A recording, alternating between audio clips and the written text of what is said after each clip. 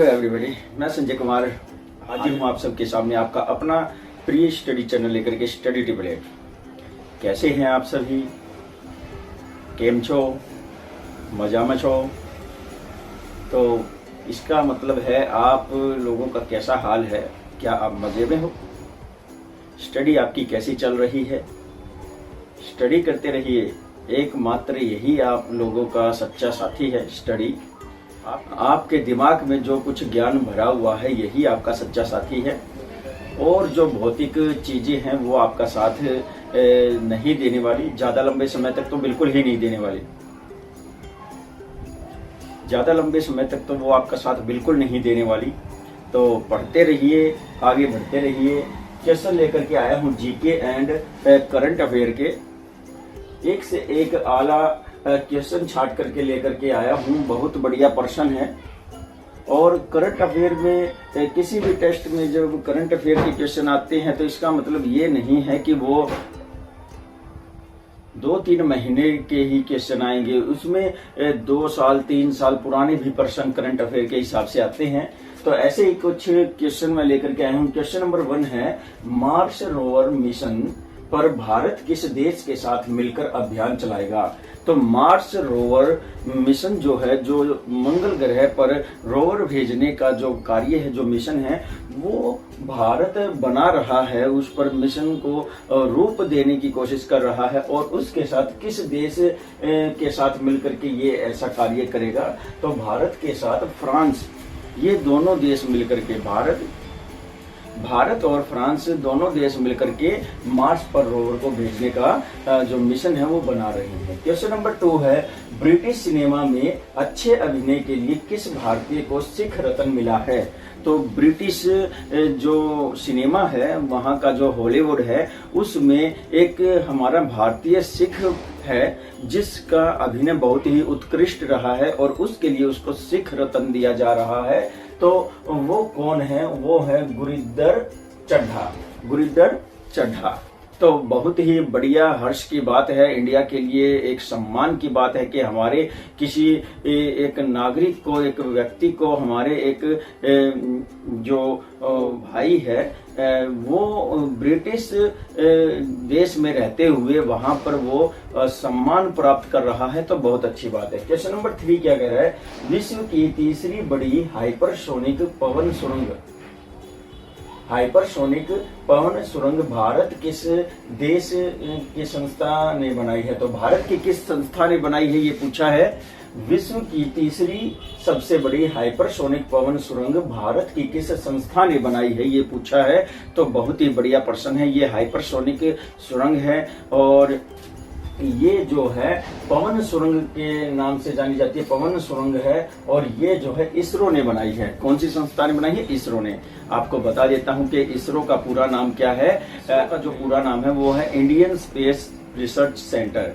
Indian space research centre जो है, इसका गठन, इसका निर्माण 1969 में हुआ था। और ये कहाँ है? ये बंगलुरु में है। कर्नाटक राज्य की राजधानी जो बंगलुरु है, वहां पर इसका मुख्यालय स्थित है। तो बहुत ही बढ़िया ये हमारा रिसर्च सेंटर है। तो बहुत ही उत्कृष्ट कार्य करता है। अब क्वेश्चन नंबर 4 कह रहा है, हाल ही में किस खिलाड़ी ने 75 गेंद में 300 रन बनाने का रिकॉर्ड बनाया है? तो एक क्रिकेट के ऐसे खिलाड़ी हुए हैं जिन्होंने मात्र 75 गेंद खेली हैं और 300 रन बनाए हैं। तो वो कौन है? तो उस खिलाड़ी का नाम है मोहित अहलावत। क्या नाम है? मोहित अहलावत ने 300 रन बनाए हैं 75 गेंद में। क्वेश्चन नंबर 5 है, भारत को पछाड़कर कौन सा देश अर्थव्यवस्था में आगे बढ़ गया है? तो भारत की अर्थव्यवस्था एक विकासशील अर्थव्यवस्था है और ये प्रयत्न कर रही है किसी तरह से विकसित हो जाए। विश्व की बहुत सी विकसित अर्थव्यवस्थाओं के साथ इसका भी नाम गिना जाए। लेकिन हमारा ही एक पड़ोसी भाई जो एशिया का देश है, वो भारत को पछाड़ करके अर्थव्यवस्था के मामले में आगे निकल गया है, भारत से आगे निकल गया है। तो वो है चीन। कौन है? चीन।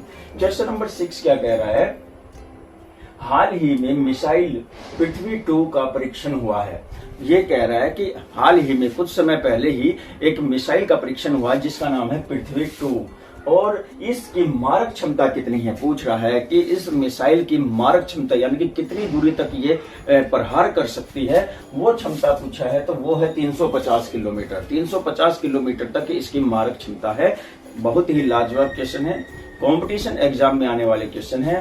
क्वेश्चन नंबर 7 क्या कह रहा है, मनिका और मऊमा, मनिका और मऊमा किस खेल से के क्वार्टर फाइनल में पहुंचने वाली जोड़ी बनी है। तो मनिका और मऊमा जो है ये भारतीय नागरिक हैं और खिलाड़ी हैं।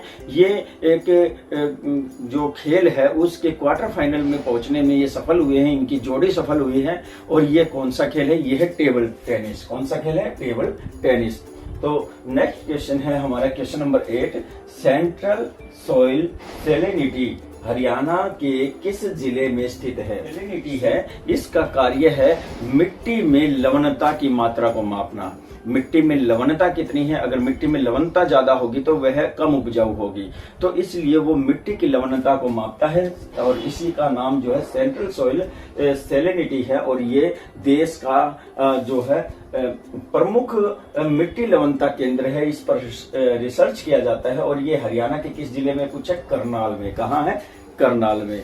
बहुत ही बढ़िया प्रश्न है। क्वेश्चन नंबर 9 देख लेते हैं, विश्व की सबसे ऊंचाई पर स्थित दूरबीन वेधशाला किस देश में है। तो विश्व की सबसे ऊंचाई पर एक दूरबीन वेधशाला है जिस स्पेस में जो है नजर रखी जाती है, कुछ गतिविधियां होती हैं, खगोलीय घटनाओं को देखा जाता है। तो ये जो सबसे बड़ी दूरबीन वेधशाला है ये भारत में स्थित है। कहाँ है, भारत में। क्वेश्चन नंबर 10 है, पद्म श्री पुरस्कार पाने वाली पहली भारतीय अभिनेत्री कौन थी। तो भारतीय सिनेमा में पुरस्कारों की झड़ी शुरू हुई थी, तो उस समय में जो है सबसे पहले अभिनेत्री कौन थी जिसने पद्मश्री पुरस्कार पाया था, तो वो थी नरगिस दत्त। नरगिस दत्त सुनील दत्त की वाइफ है, संजय दत्त की माता जी हैं। और ये जो फैमिली है ये हमारे हरियाणा से ही बिलोंग करते हैं। क्वेश्चन नंबर 11 क्या कह रहा है, नोबेल शांति पुरस्कार के लिए विजेताओं का चुनाव कौन करता है। जो नोबेल शांति पुरस्कार दिए जाते हैं अंतर्राष्ट्रीय स्तर पर, जैसे कि मदर टेरेसा को मिला है और हमारे बहुत से ऐसे नागरिक हुए हैं जिनको नोबेल शांति पुरस्कार दिया गया है, जैसे कि रविंद्रनाथ टैगोर भी हुए हैं। तो ये नोबेल शांति पुरस्कार जो है किस के द्वारा दिया जाता है, तो ये दिया जाता है नॉर्वे के द्वारा। किसके द्वारा, नॉर्वे के द्वारा। क्वेश्चन नंबर 12 क्या कह रहा है, हाल ही में चौथी बार नेपाल का प्रधानमंत्री कौन बना है। तो बहुत ही बढ़िया प्रश्न है। नेपाल में जो है 2000 से लेकर के 2010 तक जो है बहुत से उथल पुथल हुए हैं राजनीतिक तौर पर। वहां संविधान कभी बना है तो कभी बिगड़ा है, तो कभी राजतंत्र आया है तो कभी गणतंत्र आया है। तो ये उथल पुथल के बीच में जो है नेपाल के जो है एक ऐसे प्रधानमंत्री हैं जो चौथी बार प्रधानमंत्री बने हैं और जिनका नाम है शेर बहादुर देउबा। क्या नाम है, शेर बहादुर देउबा। क्वेश्चन नंबर 13 क्या कह रहा है, केंद्र सरकार ने कितने पुराने केस निपटाने के लिए न्याय मित्र नियुक्त किए हैं। हमारी केंद्र सरकार ने हमारे न्यायालयों के ऊपर जो केस का भार है, जो बर्डन है, उनको निपटाने के लिए जो है एक न्याय मित्र की शुरुआत की है। और ये न्याय मित्र जो है कितने साल पुराने केसों को निपटाने का कार्य करेंगे, 10 ईयर यानी कि 10 साल पुराने केसों को। तो बहुत ही बढ़िया प्रश्न है। क्वेश्चन नंबर 14 क्या कह रहा है, भारत रेलवे के विकास के लिए किस देश को 318 मिलियन डॉलर देगा। हमारा जो देश है यह भले ही अभी विकसित नहीं हुआ हो, विकासशील ही चल रहा हो। अपने देश में चाहे कितने ही संसाधनों की कमी हो, चाहे अपने देश के लोगों को जो है पेट काट करके ही क्यों न जीना पड़े, फिर भी हमारा जो देश है अंतर्राष्ट्रीय स्तर पर बहुत से ऐसे देश हैं, चाहे वो हमारा पड़ोसी हो या दूर का हो, उसकी मदद के लिए जरूर सबसे आगे रहता है। अगर संसार में कोई आपदा आती है तो भारत सबसे पहले हाथ बढ़ाता है मदद के लिए। तो यहाँ पर एक भाईचारे का समभाव जो है हमारा देश प्रस्तुत कर रहा है। अपने देश में अभी रेल तंत्र को विकसित किया जा रहा है और जबकि साथ के साथ जो है ये दूसरे देश में भी रेल तंत्र को विकसित करने के लिए उसको मदद कर रहा है। तो 318 मिलियन डॉलर दिए हैं भारत ने किसको, श्रीलंका को, रेलवे के विकास के लिए। तो बहुत ही अच्छी बात है हम हिंदुस्तानियों के लिए। क्वेश्चन नंबर 15 क्या कह रहा है, the ministry of utmost happiness, the ministry of utmost happiness पुस्तक किसने लिखी। तो बहुत ही बढ़िया प्रश्न है, the ministry of utmost happiness पुस्तक किसने लिखी पूछ रहा है, तो वो लिखी है अरुंधति रॉय ने। बहुत ही बढ़िया पुस्तक है और पुस्तक से संबंधित एक प्रश्न जो है कंपटीशन एग्जाम में जरूर आता है। तो इस तरह से आप ध्यान रखें, जैसे कि जयदेव ने गीत गोविंद लिखी और कबीर ने बीजक लिखी। तो इस तरह के बहुत से पुस्तक पूछ लिए जाते हैं, तो इनको भी आप जरूर देखें। एक वीडियो मैं पुस्तक के ऊपर जरूर लेकर के आऊंगा। क्वेश्चन नंबर 16 क्या कह रहा है, किस देश की पुलिस ने रोबोट पुलिस अधिकारी नियुक्त किया है। तो एक देश ऐसा है जिसने ड्यूटी पर एक रोबोट को जो है नियुक्त किया है और उसकी रैंक भी अच्छी रखी है। तो यहाँ पर रोबोट जो है एक निष्पक्ष रूप से कार्य करता है और पुलिस के कार्यभार को बड़े ही सरलता से जो है हैंडल करता है। तो वो देश है दुबई। दुबई देश में ऐसा किया गया है। क्वेश्चन नंबर 17 क्या कह रहा है, पूना समझौता किस किस के बीच में हुआ था। तो पूना समझौता हुआ था ये, और दो राजनीतिज्ञ जो लोग हुए हैं, जो पॉलिटिशियन हुए हैं, हम एक को पॉलिटिशियन नहीं मानते लेकिन फिर भी कहीं ना कहीं मेन राजनीति की धुरी तो वो रहे ही हैं। तो उन दोनों के बीच में पूना समझौता हुआ और वो है महात्मा गांधी और B.R. अम्बेडकर। महात्मा गांधी और B.R. अम्बेडकर के बीच में पूना समझौता हुआ है। क्वेश्चन नंबर 18 क्या कह रहा है, नंद वंश के बाद मगध पर किस राजवंश ने शासन किया। हमारे देश का एक बहुत ही बड़ा शासन जो राज्य हुआ है नंद वंश। उस समय में कौटिल्य चाणक्य हुए हैं, धनानंद ने उनका अपमान किया जिससे कौटिल्य जी रुष्ट हुए और उनका सर्वनाश करने का प्रण लिया और वो इसमें सक्सेस भी हुए। उन्होंने एक छोटे से बच्चे को अपने साथ ले जाकर के तक्षशिला में जो है शिक्षा दी, उसको काबिल बनाया और उसका इस्तेमाल करते हुए जो है उस नंद वंश का सर्वनाश किया और एक नए वंश की शुरुआत की जिसका नाम था मौर्य वंश। चंद्रगुप्त मौर्य उस बच्चे का नाम था जो बहुत ही बड़ा महान शासक बना आगे चलकर। तो यहाँ पर पूछा है नंद वंश के बाद कौन सा शासन आया, तो अभी मैंने बताया आपको कौन सा, मौर्य वंश। क्वेश्चन नंबर 19 क्या कह रहा है, मेगस्थनीज की पुस्तक का नाम क्या था। मोस्ट इंपॉर्टेंट क्वेश्चन है ये, बार बार जो है कंपटीशन एग्जाम में पूछा जाने वाला क्वेश्चन है। मैं ये क्वेश्चन जो है वही पुट करता हूं जो अब तक अलग अलग तरह के जो जॉब्स के लिए एग्जाम हुए हैं, रेलवे है, आर्मी है, एयरफोर्स है, नेवी है, या किसी भी स्टेट का है, या किसी शिक्षक भर्ती का है, पुलिस भर्ती का है, ये किसी भी तरह के जो टेस्ट हुए हैं उनको मैं देख करके ये प्रश्न छांटता हूं। तो यहाँ पर जो है प्रश्न पूछा गया, मेगस्थनीज पुस्तक का जो नाम है, मेगस्थनीज की पुस्तक का जो नाम है वो है इंडिका। क्या नाम है, इंडिका। तो हमारा क्वेश्चन नंबर 20 क्या कह रहा है, 20 नंबर क्वेश्चन कह रहा है भारत में प्रथम मुस्लिम आक्रमणकारी कौन था। तो भारत में है ना इतिहास में एक से एक अलग अलग आक्रमणकारी आते रहे हैं। भारत को बहुत सारे आक्रमणकारियों का सामना करना पड़ा है। हर बार भारत को जो है बार बार लूटा गया है और फिर भी ये अपने स्ट्रक्चर पर खड़ा होता रहा है। तो भारत पर सबसे पहले जो विदेशी आक्रमणकारी आया था और वो मुस्लिम था और वो था मोहम्मद बिन कासिम जो 712 ईस्वी में आया था। 712 ईस्वी में पहला मुस्लिम आक्रमणकारी भारत में आक्रमण करने आता है। क्वेश्चन नंबर 21 क्या कह रहा है, आगरा शहर की स्थापना किसने की थी। हमारे इतिहास का एक स्मृति चिन्ह कहा जा सकता है। हमारे भारतीय इतिहास में एक उत्कृष्ट स्थान रखने वाला आगरा शहर, जहां आज जो है ताजमहल स्थित है, तो यहाँ पर लोधी वंश ने शुरुआत की थी। सिकंदर लोधी ने आगरा की स्थापना की थी, यहाँ पर आगरा का किला बनाया था और फिर उसके बाद मुगलों ने इस पर आधिपत्य जमाया और मुगलों ने यहाँ से शासन किया। इनकी राजधानी सबसे पहले आगरा रही और अकबर ने फिर आगरा के किले का पुनर्निर्माण भी करवाया था। तो आगरा की स्थापना सिकंदर लोधी ने की थी। किसने, सिकंदर लोधी ने। तो बहुत ही बढ़िया प्रश्न है। क्वेश्चन नंबर 22 क्या कह रहा है, किसने सबसे पहले स्वराज शब्द का प्रयोग किया और हिंदी को राष्ट्रभाषा माना?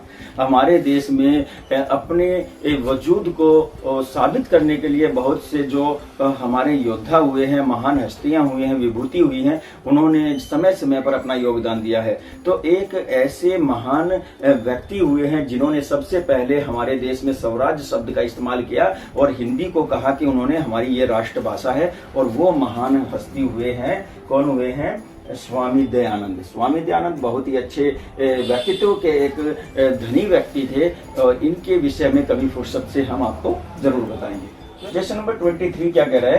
केचुआ पालन को क्या कहा जाता है? केचुआ पालन, जो केचुए थे ना बारिश के सीजन में जो सांप की तरह निकलते हैं, तो उसके पालन को क्या कहा जाता है? उसके पालन को क्या कहा जाता है? Vermi culture. क्या कहा जाता है? Vermi culture. इसी तरह के कुछ कल्चर और हैं, जैसे कि सेरीकल्चर है, और इसी तरह से जो वर्टिकल्चर है, अंगूर की खेती की जाती है। तो बहुत से ऐसे पालन होते हैं, मधुमक्खी पालन है, पुष्प पालन है। तो इनको भी आप अच्छे से देख लें, एक वीडियो इनके ऊपर जरूर से जरूर लेकर के आएंगे। तो यहाँ पर मेन प्रश्न है आपका, केचुआ पालन को कहा जाता है वर्मी कल्चर। क्वेश्चन नंबर 24 क्या कह रहा है? रेफ्रिजरेटर में जल को ठंडा करने में किस गैस की भूमिका होती है? तो जो रेफ्रिजरेटर होता है, आपके घर में जो फ्रिज होता है, उसमें आप पानी रखते हैं, और उस पानी को ठंडा करने में कौन सी गैस जो है फ्रिज की मदद करती है? तो वो गैस है अमोनिया गैस। अमोनिया गैस की मदद से जो है हमारे फ्रिज का पानी ठंडा होता है। बहुत ही बढ़िया प्रश्न है। क्वेश्चन नंबर 25 आज की वीडियो का हमारा लास्ट लेकर के आया हूँ, 1 से लेकर के 25% लेकर के आया हूँ। बड़े ही जबरदस्त प्रश्न है। प्रश्न कह रहा है, किस अनुच्छेद के अंतर्गत बाल श्रम को निषेध किया गया है? तो बाल निषेध है क्या? बच्चों